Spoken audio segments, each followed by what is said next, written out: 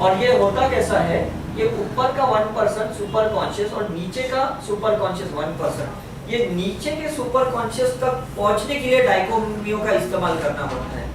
अगर ऊपर वाले ने ये नीचे का 1% नहीं बनाया होता ना, तो शायद डाइकोटोमियों का भी जरूरत नहीं पड़ता, तो विदाउट डाइकोटोमियो भी सर्जरी हो जाती। अगर आप जोसेफ बीम की किताब देखो जो हमारे पास पीडीएफ में है, वो काफी साइकिक सर्जरी कर चुके हैं, हजारों कर चुके हैं, लेकिन वो विदाउट डाइकोटोमियो करते हैं, तो उनको सिर्फ प्रेजेंट लाइफ के इश्यूज के ही रिजल्ट मिल रहे हैं, पास्ट लाइफ के जो इश्यूज होते हैं वो ठीक नहीं कर पाते। तो जैसा डाइकोटोमियो यूज करते हैं ना, डाइकोटोमियो का मतलब ये bright light with in you, तो वो लाइट ऊपर के 1% से नीचे के 1% तक पहुंचती है, जो पहले विपश्यना में पहुंचती थी। विपश्यना में डाइकोटोमियो की जरूरत नहीं पड़ती थी, जब बुद्धा के समय में वो खुद ब खुद सब अनकॉन्शियस में इतना कचरा नहीं था, वो प्रेजेंट लाइफ के सबकॉन्शियस के कचरे को निकाल के ही सीधा नीचे तक पहुंच जाते थे, तो वो एकदम एनलाइटन हो गए और वो इतने बड़े ज्ञानी बन गए। अब हमारा क्या है, संचित कर्मा ज्यादा है। बुद्धा और महावीर के टाइम पे संचित कर्मा नहीं था, इसलिए महावीर ने 2-4 जो क्रियाएं बता दी थी, उपवास करो, आंबिल करो, एकटाना, चौविहार, ये सब बोला था, तो उसमें क्या था कि प्रेजेंट लाइफ के ही कार्मिक निकल जाते थे, पास्ट के तो थे ही नहीं ज्यादा, क्योंकि पास्ट में कोई डिजायर ही नहीं थी, कोई ज्यादा बोलते ना झगड़े नहीं थे, कोई ज्यादा इश्यूज ही नहीं थे, तो उसको ज्यादा समय नहीं लगता था ठीक होने। जैसे जैसे हमारी लाइफ आगे बढ़ती गई, हमारा संचित कर्मा बढ़ते गया, फिर इस सिंबल का आगमन हुआ, फिर अट्यूनमेंट की जरूरत पड़ी। पहले कहाँ पड़ती थी, आज से 20 साल पहले, 25 साल पहले देखो, कोई ये सिंबल यूज नहीं करता था, उसके बगैर भी तो ठीक होते थे, राइट। और पहले क्या था, पहले जो हर्बल मेडिसिन थी, जो आयुर्वेदिक की मेडिसिन थी, वो 5 एलिमेंट्स की प्योरिटी वाली थी, तो वो मेडिसिन ही काम करती थी। अब यहाँ पे 5 एलिमेंट्स बिगड़ गया, तो वो मेडिसिन में इतना ओरिजिनलिटी नहीं है। आप कोई भी देखो, च्यवनप्राश देखो या कोई भी मेडिसिन देखो, उसमें सारे केमिकल बेस्ड मेडिसिन थे, तो उसकी जो प्योरिटी कम हो गई ना, तो उसके वजह से भी 100% रिजल्ट नहीं मिल रहा है आयुर्वेदिक में या नेचुरोपैथी में या हर्बल मेडिसिन में, है ना। पहले के जो महिलाएं थे, प्रेगनेंसी में नॉर्मल खाना खाते थे, उसमें विटामिन, कैल्शियम, आयरन मिल जाता था, एक्स्ट्रा मेडिसिन खाते खाते। अभी के खाने में ही डेफिशिएंसी है, फर्टिलाइजर्स ज्यादा है, केमिकल ज्यादा है, इसलिए लोगों को ज्यादा खाना पड़ता है external medicine, supplementary medicine. Is it clear? समझ में? ये समझ में है, ये 1% का ये सबसे इंपॉर्टेंट है। विदाउट डाइकोटोमी भी कर सकते, काफी लोग मुझे पूछते हैं, लेकिन फिर ये यहाँ तक नहीं पहुंचोगे। और नीचे का जो लेवल है ना, जो लास्ट 1% है ना, it is connected with your soul. जिसको भी सोल पर्पस जानना है ना, कि मेरा लाइफ का पर्पस क्या है, उसको यहाँ तक पहुंचना पड़ेगा। इसलिए हम पास्ट लाइफ रिग्रेशन कम करते हैं, चैनलाइजिंग ज्यादा करते हैं। अगर आपने देखा होगा, जैसे आपका भी अभी पंचगिनी में हमने चैनलाइजिंग किया साईं बाबा से, तो क्या हुआ, वो बहुत इजी हो गया आपकी पर्पस जानने के लिए, डायरेक्ट आप यहाँ तक पहुंच पाए 1% तक। अदरवाइज आप अगर पास्ट लाइफ में जाते उसके बलबूते पे, तो ये कॉन्शियस का इश्यूज देखते, फिर ये प्रेजेंट लाइफ का पास्ट देखते, फिर धीरे धीरे आपके सबकॉन्शियस अनकॉन्शियस में पास्ट के सारे पुरानी फाइल्स देखते, फिर जाके आपको सोल पर्पस दिखाई देता। इतना इजी नहीं होता। हमने विशाल का या डेनिश का या भाविक का या आपका सबका हमने कैसा था, चैनलाइजिंग करके ही पर्पस को बाहर निकाला, कि बाकी सब अनवांटेड चीजों को बाईपास करके सीधा नीचे तक लेके गए। तो वो सिर्फ मास्टर ही ऐसा कर सकता है, जिसको आप मानते हो, वो मैं भी नहीं कर सकता। मेरा काम है सिर्फ, जैसा हम प्लग में सॉकेट डाल के बटन चालू करते, करंट दिखता है यहाँ पे, मैं करंट पास नहीं कर सकता, मैं सिर्फ बटन को ऑन कर सकता हूँ। इसमें हमारी कोई स्किल नहीं होती है, हमारा सिर्फ एक इंटेंशन होता है कि मास्टर आपसे कनेक्ट हो जाए। समझ में? मैं जैसा अभी हेतल का पास लाइन किया था पंचगिनी में, वो चैनलाइज नहीं हुई थी, लेकिन वो अपने ही बलबूते में पास्ट में गई, तो अनवांटेड फाइल्स ज्यादा देख ली। फिर इसमें क्या होता है, वो सारे इश्यूज सरफेस पे आते हैं, we are not able to tolerate. Channelise होने के बाद क्या होता है, इसलिए हम है ना, जब ऑरा के लेयर्स ओपन करते हैं पास्ट लाइफ में, तो जोनार, हर, डाइकोटोमियो कंटिन्यू डालते जाते। अभी शीतल ने एक का पास्ट लाइफ रिग्रेशन किया, उसने बहुत अनवांटेड फाइल्स देख ली, और सेकंड थर्ड डे से उसको यूरिन इन्फेक्शन शुरू हो गया, क्योंकि सारी फाइल जो दबी हुई थी रूट चक्र में वो बाहर आ गई, तो उसने यूटीआई क्रिएट कर दिया, इन्फेक्शन क्रिएट कर दिया। इसलिए हम लोग क्यों इधर पास्ट लाइफ रिग्रेशन नहीं करते, इसका रीजन ही ये है, अगर आप सारे अनकॉन्शियस फाइल को कॉन्शियस पे देखे आओगे आप टॉलरेट नहीं कर पाओगे। क्योंकि कोई लाइफ में देखोगे अरे ये मेरा हस्बैंड था, वो मेरी वाइफ थी, वो मेरे पेरेंट्स थे, वो मेरे बच्चे थे, और आज ये आपकी लाइफ में आजू बाजू कहीं घूम रहे, तो आपका अटैचमेंट हो जाएगा उससे। तो it is always better healing करो इतनी है, बहुत कॉन्शियसनेस से करो कि जो कुछ भी दिखता है ठीक है, क्या फर्क पड़ता है। जैसे आमिर खान की आप 10 पहले की पिक्चर देखो, उसने अलग अलग रोल किए हैं। सलमान खान की 50 पिक्चर देखो, उसने अलग अलग रोल किए, तो वो रोल ही हमने किया है ना पास्ट लाइफ में, और तो कुछ नहीं किया हमने। तो साइकिक सर्जरी में हम क्या करते हैं, लेयर बाय लेयर है ना, उस सारे रोल्स को हम डिलीट करते हैं जो हमने पिछले जन्म में किए या ये लाइफ में हमने वो रोल किए। कभी हमने 100% नहीं किए, कभी हमने इनकम्प्लीट फॉर्म में किए, लेकिन उसकी वजह से डिजीज क्रिएट हुई। हम जब 100% करते हैं ना, काफी बार उस 100% से भी अटैचमेंट होता है, वो भी इश्यू क्रिएट करता है। जैसे कोई साल में हमको बहुत सक्सेस मिला, बहुत पैसे कमा लिए, तो वो भी एक अटैचमेंट हो जाता है हमारे लिए, वो भी हमारे लिए इशू बन जाता है। और कोई लाइफ में या कोई ये प्रेजेंट लाइफ में हमको वो चीज नहीं मिली है, तो वो भी हमारे अंदर है ना एक डिप्रेशनल इशू क्रिएट करता है, तो उसको भी तो डिलीट करना पड़ेगा। सो फॉर्मेटिंग इज नेसेसरी, और फॉर्मेटिंग सिर्फ साइकिक सर्जरी ही कर सकता है माइंड और इमोशन लेवल पे। करुणा रेखी के सिंबल्स को ऐड किया तो सोल भी फॉर्मेट हो जाएगी, है ना, क्योंकि हमको सिर्फ थॉट इमोशंस लेवल पे डिलीट नहीं करना है, हम थॉट इमोशंस भी बेचारे कर्म के बाय डिफॉल्ट एक्शन है। ये बहुत कम लोगों को पता है। हमको लगता है इसको कितना गुस्सा आता है, इसके अंदर देखो कितना फियर है, लेकिन गुस्सा और फियर इनके अंदर ही क्यों है, दूसरे के अंदर क्यों नहीं है? क्योंकि कर्म उनको फोर्स करते हैं ऐसे थॉट क्रिएट करने में, कर्म फोर्स करते हैं उनको ऐसे इमोशंस क्रिएट करने में। हम क्यों ना डायरेक्ट उस कर्म को हील करें कि उनका थॉट्स और इमोशन बाय डिफॉल्ट हील हो जाए, हम थोड़ा और हायर लेवल पे जाए ना। हमारी वेस्टर्न सिस्टम, अगर आप सीक्रेट मूवी देखा होगा तो उसमें थॉट को, इमोशंस को मैनिपुलेशन सिखाया जाता है, समझने की नहीं। आप समझो कि अभी ये है, ये मर्सिडीज का स्टीयरिंग है और आप ऐसे घुमा रहे हो, ये मैनिपुलेशन ही तो है, और क्या है। तो ये मैनिपुलेशन तब तक चलेगा जब तक आपकी उसके साथ एक फीलिंग जुड़ी है। बाद में जब एक्चुअली आपको लगेगा यार ये क्या, मैं अपने आप को बेवकूफ बना रहा हूँ, ये एक्चुअली थोड़ी मर्सिडीज का कोई स्टीयरिंग है, तो फिर से आपका वो पहले का फियर और इनसिक्योरिटी फिर से बाहर आ जाएगी, क्योंकि कर्मा पीछे से काम करता है ना आपका। आप खुद भी अनवांटेड थॉट्स, इमोशन क्रिएट नहीं कर रहे हो, खुद क्रिएट कर रहे हो। मुझे बताओ, आपके अंदर जो डर है या आपके अंदर जो इनसिक्योरिटी है, वो आप जानबूझकर तो नहीं क्रिएट कर रहे हो, या जेलसी है या जजमेंट है किसके लिए करना, ये जानबूझकर तो नहीं कर रहे हो, है ना। अभी दारू पीने वाले को भी पता है पीना खराब है, सिगरेट पीने वाला भी वो बाहर पढ़ता है लेबल, या टीवी पे भी देखता है, या उसके फैमिली में कितने लोग मरे, लेकिन वो छोड़ क्यों नहीं पा रहा है? क्योंकि ये जो अनकॉन्शियस माइंड है ना, अनकॉन्शियस माइंड ऊपर के सबकॉन्शियस को प्रारंभ में कन्वर्ट करता है, उसको बॉइल करते रहते हैं, अरे ले ले दारू ले ले, अरे दारू ले, अरे सिगरेट, अरे चोरी कर, कोई बात नहीं, क्योंकि वो लेसन इनकम्प्लीट है उसकी। तो वो जब तक इनकम्प्लीट है वो अटेम्प्ट करेगा। जिस दिन उसने लेसन सीख लिया और उसने कॉन्शियस लेवल से सीखा, सिर्फ सीखा नहीं, कॉन्शियस लेवल पे सीखा। फॉर एग्जाम्पल, उसको कोई लाइफ में दारू पीने से कैंसर हो गया और वो कॉन्शियस लेवल से समझ गया यार क्यों पिया, कोई भी लाइफ में अभी तो मैं इसको हाथ भी नहीं रखूंगा, तो मे बी नेक्स्ट लाइफ में वो नहीं लेगा। लेकिन अगर वो उस दारू पीने से कैंसर होके मर गया, बोला ठीक है मैंने मजा तो किया, इसमें क्या फर्क नहीं, एंजॉय तो किया पूरी जिंदगी, तो नेक्स्ट लाइफ में भी वो पिएगा। आदमी तब तक गलती करता है जब तक उसके कर्मा को कॉन्शियसनेस जुड़ता नहीं है, तब तक वो कर्मा करता है। जिस दिन कॉन्शियसनेस जुड़ गया, उसकी चेतना उसके कर्म से जुड़ गई, बात खत्म हो गई। Is it clear? तो तब तक हमको साइकिक सर्जरी करके वो करना पड़ेगा। जैसे आपने लोहे को गर्म होते हुए देखा है, उसमें वो क्या करते हैं प्रोसीजर, एक जगह गर्म भी करते, ऊपर से मारते भी रहते, यहाँ गर्म करते, यहाँ मारते भी रहते।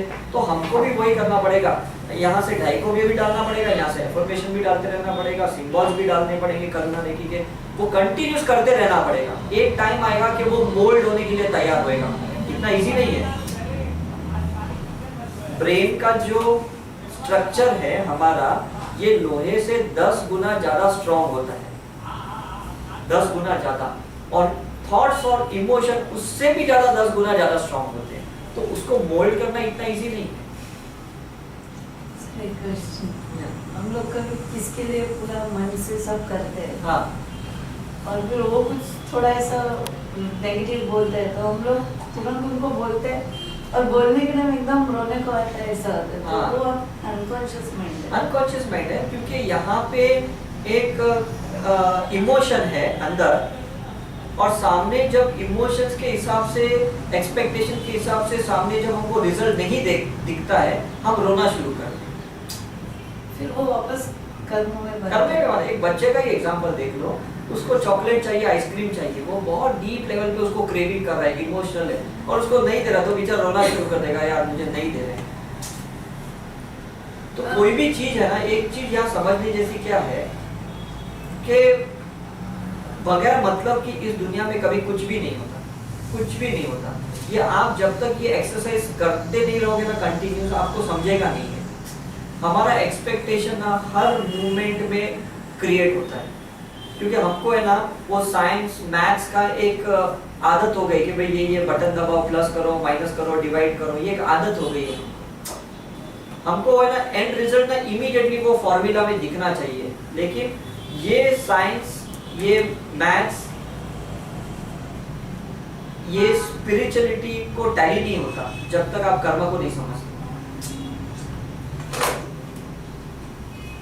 समझने के नहीं? तो जो अजम्पशन है ना हमारा x is equal to this, y is equal to this, जो अजम्पशन हम करते हैं हमारे साइंस में, मैथ्स में जो करते हैं, फिजिक्स में जो करते हैं, तो स्पिरिचुअलिटी में भी है ना ये सिंबल्स, ये साइकिक सर्जरी, ये सब, ये हमारा फेथ है, जो सरेंडर, ये सब अजम्पशंस है। इसको साथ में रखो और चलते जाओ, कभी ना कभी उसका रिजल्ट बाहर आएगा। हम साइंस में भी तो अजम्पशन ही करते हैं ना कि x maybe is equal to this, y, और पूरा सम सॉल्व करने के बाद एक्चुअली उसकी वैल्यू पता चलती है। सर लेकिन कभी कभी क्या होता है कि हमें पता है अभी कि सब सुनते हमें पता है कि ये अभी गलत है, हाँ। लेकिन इमोशंस ऐसे होते हैं ना कि वो आ ही जाता है। हाँ, तो मैं यही बाद में तो समझ पाते कि नहीं करना, लेकिन नहीं, तो अभी उस चेतना time नहीं पे- है ना, तभी कॉन्शियसनेस नहीं है। अभी क्या है, 18% का कॉन्शियसनेस है, 80% का इमोशन है, तो डोमिनेट तो इमोशन ही करेगा ना। तो उस वक्त क्या करें? हाँ, तो इस वक्त ही ज्यादा सिंपल डालो, इन्वोकेशन कर दो, सुपर कॉन्शियस कनेक्ट हो जाओ, आपकी चेतना ऊपर वाले की जितनी हाई हो जाएगी, आपको कुछ भी नहीं लगेगा। सामने वाला को हमारा कुछ वैल्यू नहीं, सामने वाले जितना को भी वैल्यू करे का तो। इश्यू भी नहीं है हमारा, हमको हमारे हिसाब से चाहिए, इसलिए हम सामने वाले से एक्सपेक्ट करते हैं। अगर आपने कोई चीज 100% कर दी, अभी फॉर एग्जांपल अभी आप प्लेटफॉर्म पे जाते हो, आपको आपने टिकट मांगी यहाँ से वीटी की, आपको उसने टिकट दे दिया, अब आपकी मर्जी, आप चढ़ो ना चढ़ो, घर पे वापस जाओ, उस टिकट देने वाले को क्या इश्यू है? वो थोड़ी आपको पकड़े, ए मैंने टिकट दिया, चल ट्रेन में चल, वीटी जा, ऐसे थोड़ी बोलने वाला है। ये हमारा एक्सपेक्टेशन हमें प्रॉब्लम क्रिएट करता है, सामने वाला प्रॉब्लम नहीं क्रिएट करता। फिर हम कुछ यही तो करना है, यही करना है। सामने वाला जो नहीं कर रहा है, ये हमारा अनकॉन्शियस करना है। जब हमारा कर्मा यहाँ से डिलीट होगा तो सामने वाला भी करेगा। अब फॉर एग्जांपल नरेंद्र मोदी पहली बार तो इलेक्शन नहीं आए, पहले भी तो आते थे, उसके अनकॉन्शियस पार्ट से कर्मा डिलीट हुए, तब जाके वो जीता, और कितने अच्छे से जीता, सब लोग, पूरी दुनिया वाह वाह करती थी। वो क्या अभी बच्चा थोड़ी है, इतने साल से उस दुनिया में था, क्यों पहले लोग नहीं करते थे उसकी वाह, या उसको क्यों वोट नहीं दिए? तो एवरीथिंग इट टेक्स टाइम, इसलिए तो पेशेंस हम क्यों कहते हैं कि वो डिलीट करते करते करते एक ऐसा समय आएगा जब आपका कर्म ही नहीं रहेगा, सामने वाला गलत रिएक्ट करेगा ही क्यों, मुझे ये बताओ। फिर कोई भी सिस्टर इन लॉ या फादर इन लॉ या मदर इन लॉ, कोई भी, तब तक वो नेगेटिव रिएक्ट करेंगे जब तक आपके कर्मा में फाइल स्टोर्ड है, सबको अनकॉन्शियस माइंड में उसका कुछ इमेज है। जैसे ये डिलीट हो गया, सामने वाला चेंज हो गया। तो ये डिलीट सिर्फ फीलिंग से करना है, फीलिंग से करना, बिकॉज और कोई जरिया, देखो आप मंत्र उच्चार करो, धर्मों की क्रियाएं करो, मना नहीं है, लेकिन इंटीग्रेटली करोगे, कंबाइनली करोगे तो ज्यादा बेटर है।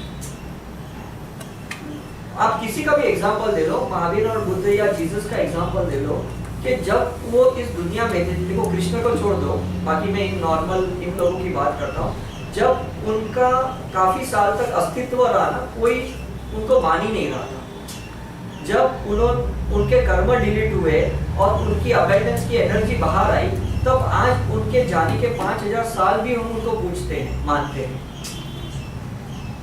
तो आपका भी हमारा भी ऐसा ही है ना, कि हमको तब तक लोग नहीं मानेंगे जब तक हमारी कर्म की एनर्जी डिलीट नहीं होती, अनवांटेड थॉट इमोशंस डिलीट नहीं होते। आपके अंदर जो सबकॉन्शियस में हो रहा है ना, बाहर से कॉन्शियसली आपको कोई ना कोई ऐसा इमेज दिखाएगा, ऐसी घटना दिखाएगा, ऐसा इंसिडेंट्स बताएगा। ये आपका सबकॉन्शियस में बाहर रिफ्लेक्शन है। साइकिक सर्जरी करके आप ये अंदर के इमेज को डिसॉल्व करोगे, बाहर से इमेज डिसॉल्व हो जाएगी।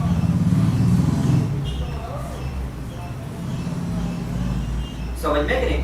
जो कुछ मुझे यहाँ पे स्क्रीन पे दिख रहा है, आपको यहाँ पे स्क्रीन पे दिख रहा है। क्यों? क्योंकि इसको ये एम्पलीफाई कर दिया इसने, बराबर है। यहाँ अगर मैं कुछ चेंज करता हूँ, यहाँ भी देखो चेंज हो जाएगा।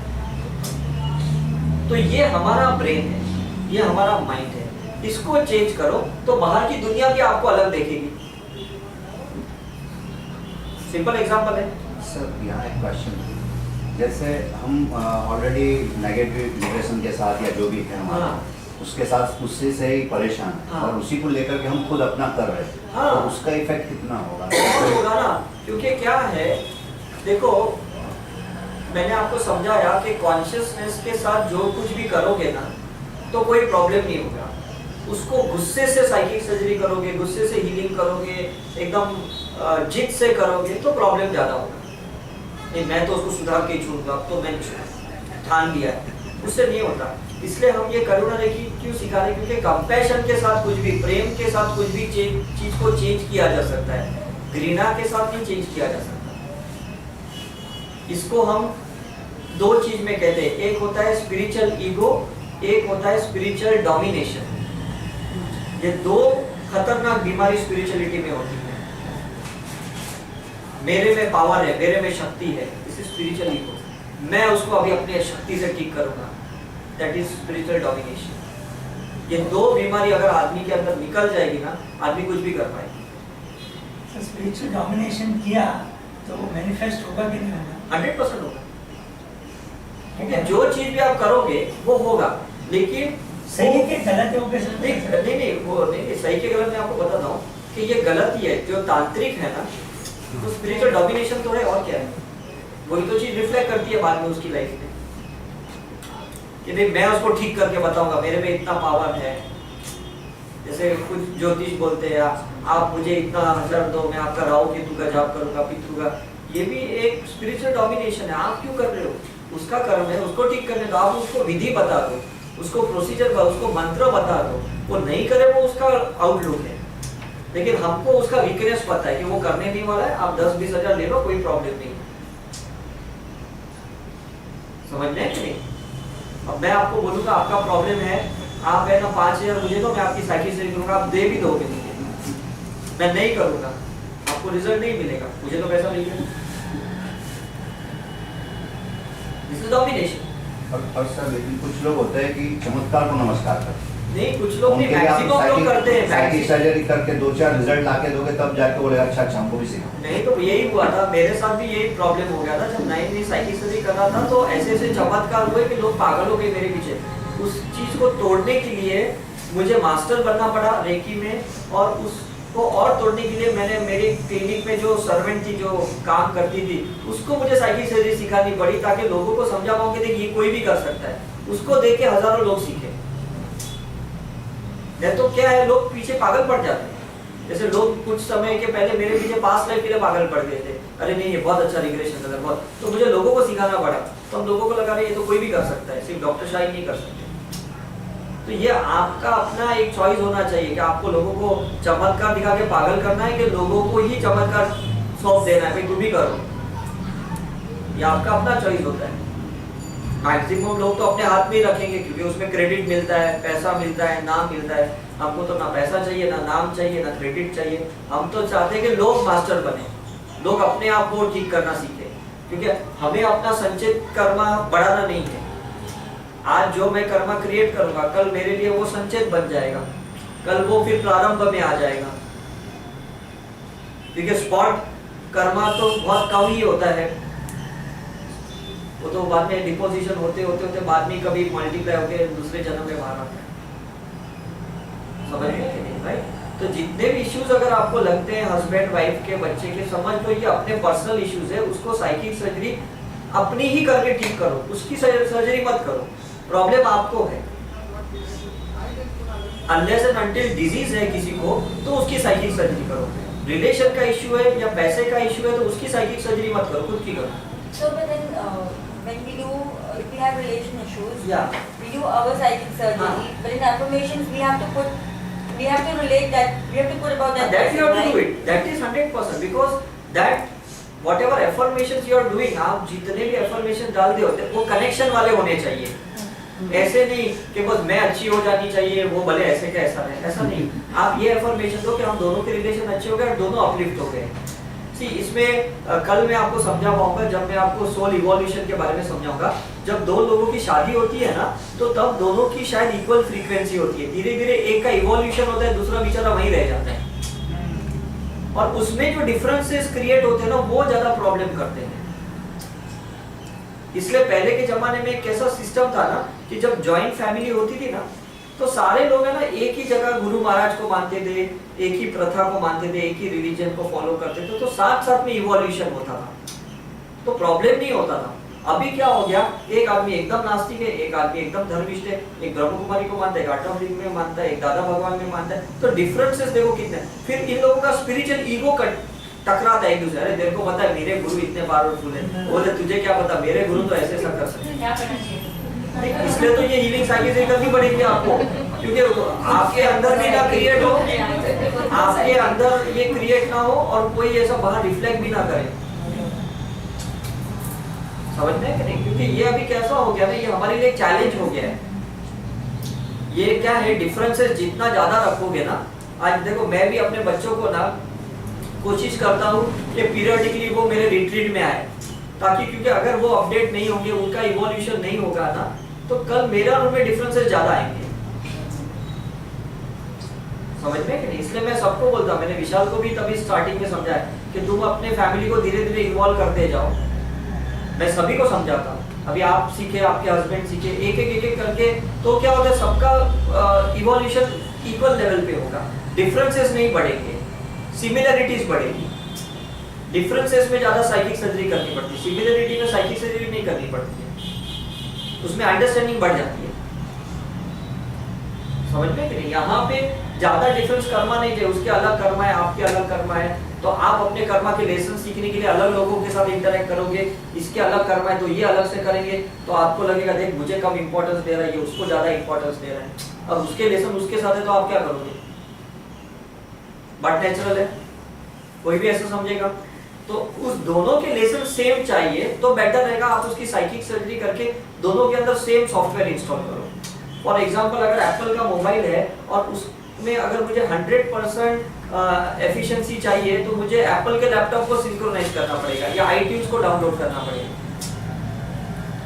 मैं दूसरे सॉफ्टवेयर इंस्टॉल करके वो एप्पल के लैपटॉप मोबाइल को ऑपरेट नहीं कर सकता हूँ, एक्सचेंज नहीं कर सकता हूँ,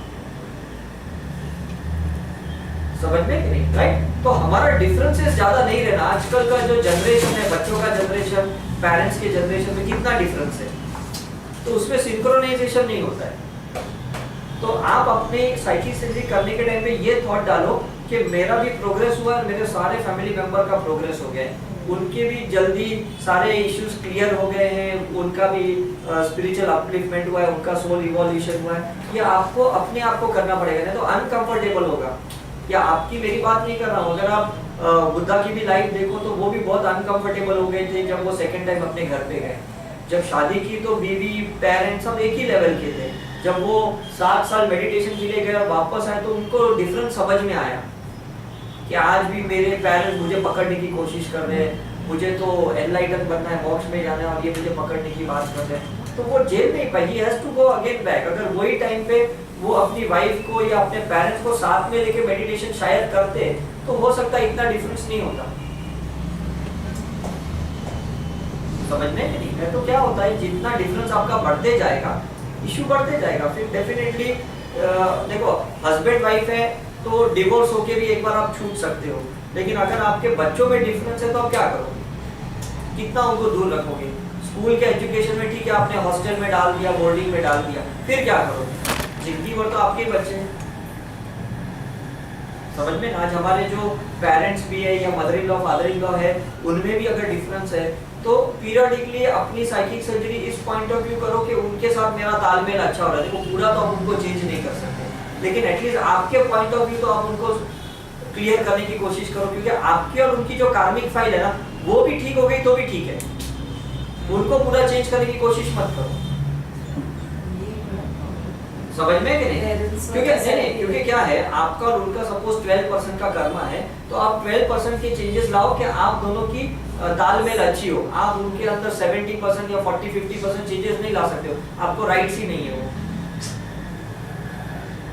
समझ में कि नहीं? राइट? अब मैं जो लैपटॉप यूज करता हूँ, मैं जो पीसी यूज करता हूँ, मैं उसमें सॉफ्टवेयर को अपडेट कर सकता हूँ मेरी मर्जी, क्योंकि मुझे वो उस हिसाब से सिस्टम ही, मैं हर एक कंप्यूटर लैपटॉप को पकड़ के मैं ये नहीं कर सकता हूँ, मुझे को कोई हक नहीं है वो।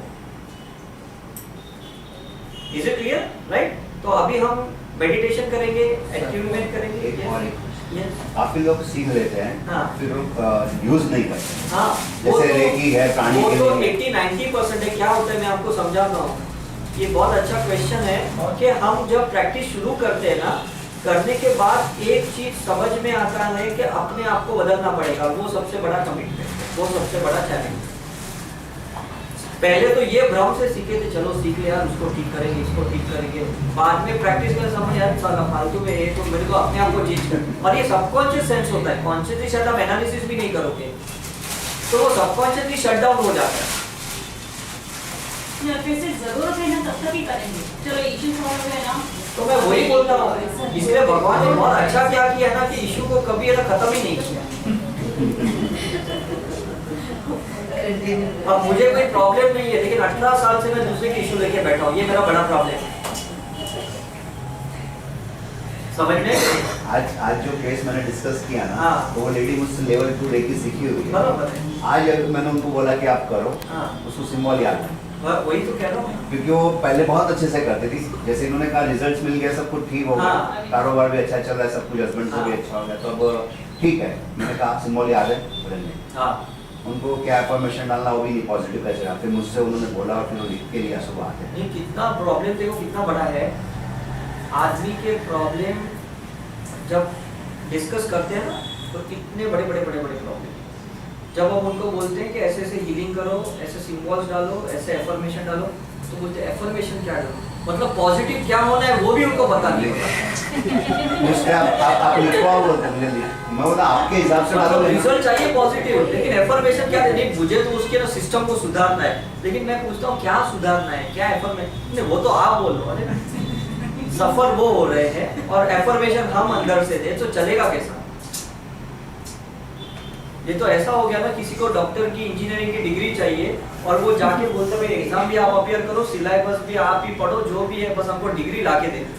ऐसा थोड़ी यहाँ पे होता है, राइट? सो इसलिए हम ये साइकिक सर्जरी का क्यों इतना ये एम्फसाइज करते हैं कि जब आप प्रैक्टिस करोगे, जैसे मैं भी 18-19 साल से अपने ऊपर करता हूँ, तो हर टाइम मुझे समझता है अब मेरे अंदर ये चेंजेस लाना जरूरी है, अब मेरे अंदर ये चेंजेस लाना। तो जब मैं अपनी करता हूँ तो बाहर से ज्यादा लोग अट्रैक्ट होते हैं।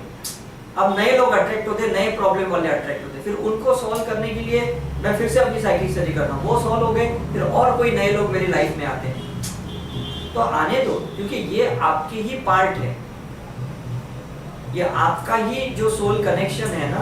ये एक के बाद आपने जो एक लेयर को छीला ना, तो वो जो आपको गलत स्पॉट दिख रहे हैं ना, वो गलत स्पॉट वाले लोग आप अट्रैक्ट करोगे उनको, क्योंकि वो स्पॉट उनसे कनेक्टेड है। तो कंटिन्यूस छिलते जाओगे तो 100% फिर सोल प्योरिटी में रहेगी। आप कहीं बीच में अटक गए तो वही 4-8 लोग 15 लोग ना आपके आजू बाजू आगे की जिंदगी में स्टक रहेंगे आपके साथ। तो फायदा क्या है उससे? मतलब आपको समझेगा कैसा कि मेरी ट्रीटमेंट बराबर हो रही है कि नहीं? इसका एक सिंपल एनालिसिस है। अगर आपके खाने पीने, सोचने में और लोगों में और परिस्थितियों में कोई डिफरेंसेस नहीं है, इसका मतलब आपकी ट्रीटमेंट बराबर चल ही नहीं रही है, आप अपनी प्रैक्टिस सही ढंग से कर ही नहीं रहे। समझ में ना? लेकिन जब आपको लगता है कि देखो ये करने से मुझे नए लोग मिल रहे, मेरे को कोई नया जॉब का ऑफर आया है, कुछ नया बिजनेस दिमाग में आया है या कुछ नया एजुकेशन हुआ है, इसका मतलब आपकी ट्रीटमेंट बराबर चल रही है। जैसे अगर आप मेरी लाइफ देखो कि इतने साल में मैंने कितने नए नए